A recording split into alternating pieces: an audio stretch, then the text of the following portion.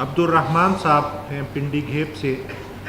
علماء اکرام جن کے بارے میں حدیث رسول صلی اللہ علیہ وسلم ہے کہ علماء انبیاء کے وارث ہیں، اور امیر محترم نے اپنی کتاب جماعت شیخ الہند اور تنظیم اسلامی میں بھی لکھا ہے کہ کوئی بھی تحریک علماء کی سرپرستی کے بغیر کامیاب نہیں ہو سکتی۔ تنظیم اسلامی میں علماء کی شدید کمی ہے۔ تنظیم اسلامی علماء کا اعتماد حاصل کرنے میں بڑی حد تک ناکام نظر آتی ہے۔ اس سلسلے میں مستقبل میں کیا اقدام کیے جا رہے ہیں، کیونکہ علماء کا معاشرے میں ایک خاص اثر و رسوخ ہوتا ہے؟ جہاں تک تو آخری بات ہے کہ علماء کا معاشرے میں اثر و رسوخ ہے، اس میں کسی شک و شبے کی گنجائش نہیں۔ دوسری بات یہ کہ جس قدر میں نے کوشش کی ہے علماء کے ساتھ رابطے کی اور تعلق کی، میں نہیں سمجھتا کہ اس سے زیادہ کسی بھی جماعت کے کسی داعی یا امیر کے لیے ممکن ہے، لیکن اس کا جو جواب ہمیں ملا ہے اکثر و بیشتر وہ مایوس کن ہے۔ تو صورتحال یہ ہے کہ علماء سوء اور علماء حق، ایک ہے علماء حق، اب وہ کتنے رہ گئے علماء میں کہ جو واقعی علماء حق ہوں؟ اب میں نے کئی مرتبہ بیان کیا ہے دو بہت بڑے علماء کا قول، ایک وہ کہ جو اس وقت کراچی کی ٹاپ موسٹ جو شخصیتیں دو تین گنی جائیں گی دینی اعتبار سے، ان میں سے ایک ہے، جنہوں نے یہ کہا کہ میں نے آپ کا ایک ایک حرف پڑھا ہے اور مجھے کہیں کوئی اختلاف نہیں، لیکن ہم آپ کا ساتھ نہیں دے سکتے، اس لیے کہ اگر آپ کا ساتھ دیں گے تو ہم اپنی برادری سے باہر کر دیے جائیں گے۔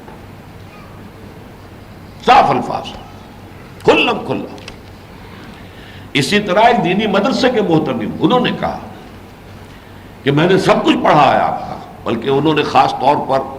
جو یہ کتابچہ ہے عظمت صوب، اس پر کہا کہ میں تو پڑھ کر حیران رہ گیا ہوں، میں نے اپنے ساتھیوں سے کہا کہ ہمارے ڈاکٹر صاحب تو صوفی بھی ہیں، اور لیکن یہ کہ ہم آپ کا ساتھ نہیں دے سکتے۔ انہوں نے یہ کہا ہمیں صرف آپ کی ایک بات سے اختلاف ہے،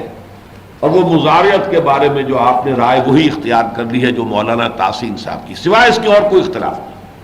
لیکن ہم آپ کا ساتھ نہیں دے سکتے، اس لیے کہ اس صورت میں ہمارا جو حلقہ ہے ایک مدرسہ ہے، مدرسے کا کہ وہ محتمم ہے، اس کے لیے جو چندے آتے ہیں اس کا ایک حلقہ ہے، یہ ساری چیزیں در حقیقت جیسے کہ کل مولانا غلام اللہ حقانی صاحب نے کہی تھی کہ جو مذہب کے نام سے ہمارے ہاں ڈھانچہ بنا ہوا ہے وہ ڈھانچہ بڑا مستحکم ہے، اس میں کوئی شک نہیں،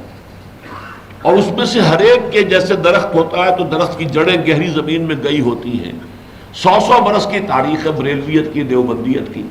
اب ان کی شاخیں زمین کے اندر، ان کی جو جڑیں ہیں بہت گہری، ان سے خود بخود خوراک چلی آ رہی ہے، خود بخود، ان کو تو اس کے لیے کوئی خاص ایفرٹ بھی کرنے کی ضرورت نہیں ہوتی، وہ تو وہاں سے جو ہے ان جڑوں کے ذریعے سے وہ خوراک بڑھتی چلی آ رہی ہے، حلقے وار وہ ان کا جو بھی فرقے وارانہ ہے۔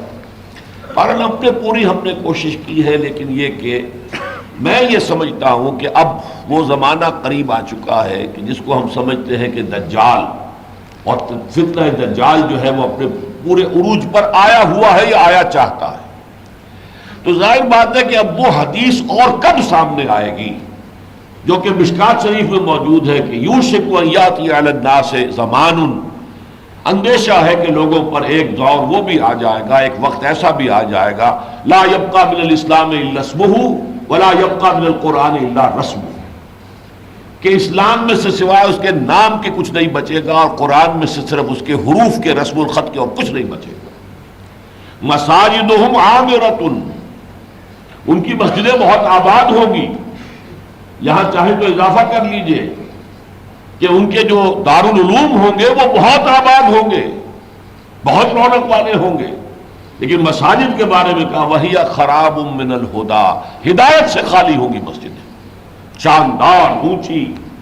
اعلیٰ ترین قالین، ہر طرح کے فانوس، سب کچھ ہوگا، ہدایت نہیں ہوگی۔ علماؤہم شر من تحت ادیم السماء،